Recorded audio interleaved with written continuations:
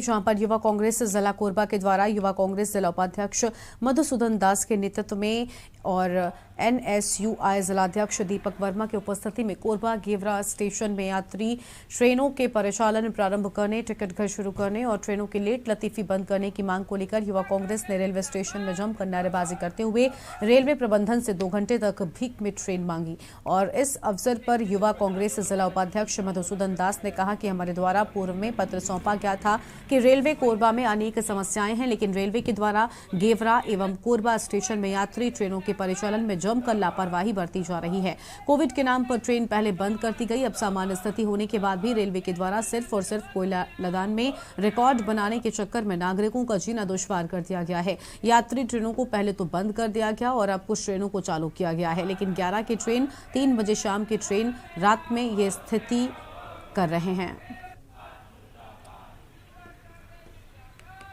युवा कांग्रेस जिला कोरबा के द्वारा यहाँ पर प्रमुखता से जो कि पूर्व में कोविड के कारण यात्री ट्रेनों का परिचालन बंद किया गया था, उन सभी ट्रेनों को गेवरा और कोरबा स्टेशन से जो भी ट्रेनें बंद की गई है उनको चालू करने की मांग को लेकर के एवं टिकट घर जो जनरल टिकट जहां से बंद था उसको चालू करने की मांग को लेकर पूर्व में भी पत्र दिया गया था।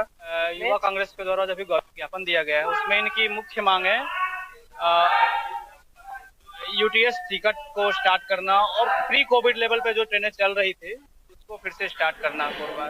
जो भी ज्ञापन इनके द्वारा दिया जाता है उनको एक्चुअली रेलवे बोर्ड ही नई ट्रेनों के बारे में जो भी डिसीजन लेना है रेलवे बोर्ड ही लेती है। खबर है बिलासपुर से, जहां पर तारबहार थाना क्षेत्र में रहने वाली महिला के घर में घुसकर छेड़खानी करने वाले युवक को पुलिस ने गिरफ्तार कर लिया है। दरअसल बिलासपुर शहर के तारबहार थाना क्षेत्र में रहने वाले एक महिला ने पुलिस थाने पहुंचकर शिकायत दर्ज कराई कि मोहल्ले के ही रहने वाले युवक गोलू माथुर रात के 1 बजे अचानक घर में घुस गए और गलत नेट डालकर घर पर सोई प्रथा से छेड़खानी करने लगे। महिला के द्वारा विरोध करते हुए पास के लोगों को आवाज दी गई, जिसके बाद परिजन और आसपास के लोग पहुंचे और इस दौरान युवक मौका पाकर फरार हो गया। महिला ने इसकी रिपोर्ट तारबहार थाने में दर्ज कराई है, जिसके बाद तारबहार पुलिस अपराध दर्ज कर विवेचना में लिया गया है।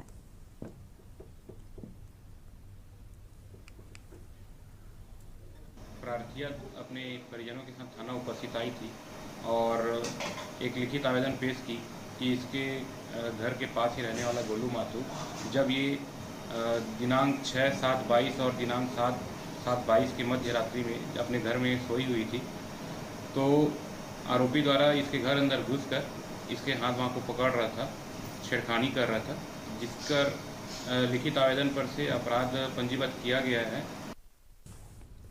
और अगली खबर दुर्ग से है, जहां पर ग्राम बोरई में चल रहे अधूरे नाला निर्माण की वजह से एक दीवार भी ढह गई है और आवागमन करने के रास्तों में कई छोटे बड़े तालाब निर्मित हो गए हैं, जिससे ग्रामवासियों का आवागमन करना परेशानी भरा हो गया है। और इस गांव में समस्याएं थीं उसी प्रकार की हैं जिस प्रकार की समस्याएं ट्रेनों में लगी अंतिम जनरल बोगी में होती हैं। पूरे प्रदेश में प्रदेश सरकार के द्वारा विकास की गंगा बहाई जा रही है, लेकिन इस गांव में विकास की गंगा से निकली हुई एक नहर भी दिखाई नहीं देती, जिसका खामियाजा यहां के रहने वालों को भुगतना पड़ रहा है। गाँव के सरपंच अपनी पूरी तत्परता से लगातार अधिकारियों से संपर्क तो कर रहे हैं, लेकिन अधिकारी हैं कि अपने कानों में रुई डालकर बैठे हैं।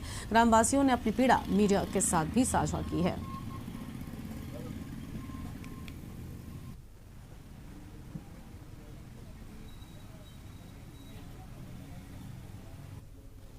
अधिकारी मन से कोई सहयोग भी नहीं मिला थी हमारा। अभी दीवार टूटे हैं नाली खोदाई पर गड्ढा हो रही से। हाँ। तो उनमें कोनो समस्या है इसका? हाँ, वो तो समस्या आ है, वो तो दीवार भी घर के दीवार भी गिर जाते और वहाँ सामने में भी कोई नहीं रही से, अगर कोई रतीस तो बहुत ही खतरनाक हो जाती वहाँ साथ में।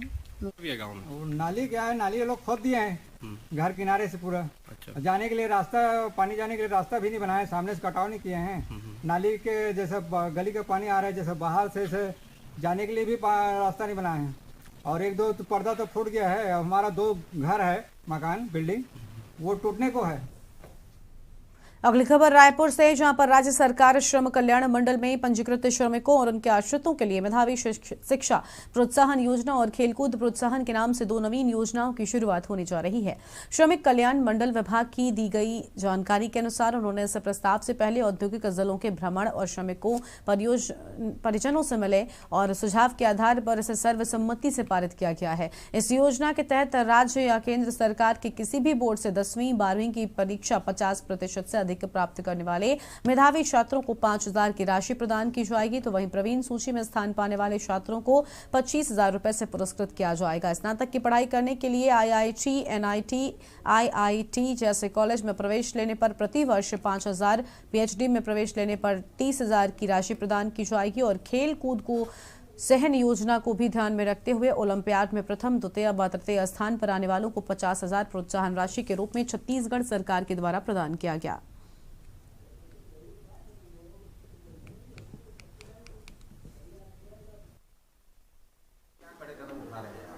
लगातार श्रम कल्याण मंडल के माध्यम से नोटिस भी जारी है और हम लोग एक और भी प्रयास कर रहे हैं कि जितने भी, जैसे चाहे वो सीमेंट फैक्ट्री वाले हो गए, चाहे वो स्टील वाले हो गए, चाहे वो पावर प्लांट वाले हो गए, तो इनके साथ भी एक बैठक करने का बहुत ही नज़दीक में ही प्लान कर रहे हैं कि उनके साथ बैठक करके उनसे निवेदन आग्रह भी करेंगे कि इसमें हमारा सहयोग करें, क्योंकि प्रति वर्ष 120 रुपये एक श्रमिक के पीछे उनको अभिदायक जमा करना है और इससे एक बड़ा लाभ उनको मिल जाएगा जो श्रमिक उनके यहाँ कार्यरत हैं। तो ये निवेदन हम उनसे करेंगे कि सभी श्रमिकों का वो पंजीयन कराएं, जिससे कि शासन के द्वारा, श्रम कल्याण मंडल के द्वारा जो योजनाएं बनी हुई है, उन योजनाओं का लाभ उन लोगों तक पहुंच सके, उनको मिल सके। छत्तीसगढ़ में स्थापित औद्योगिक संस्थानों को ऊर्जा संरक्षण के क्षेत्र में एक बेहतरीन मिसाल पेश की है। क्रेडा के प्रयास से छत्तीसगढ़ राज्य के औद्योगिक क्षेत्रों में ऊर्जा संरक्षण के उद्देश्य को पूर्ण हुए परफॉर्म, अचीव एंड ट्रेड परियोजना के अंतर्गत कुल 44 औद्योगिक संस्थानों ने भाग लेकर संयुक्त रूप से राज्य में लगभग 2,198 मिलियन टन ऊर्जा की बचत की है। PAT योजना से कुल 6 sector aluminium, iron and steel, thermal power plant, cement, discom और रेलवे के उद्योगों द्वारा ऊर्जा की बचत की गई है। तो वहीं परियोजना के अंतर्गत ऊर्जा की बचत में महाराष्ट्र राज्य ने प्रथम और छत्तीसगढ़ राज्य ने द्वितीय स्थान प्राप्त किया है।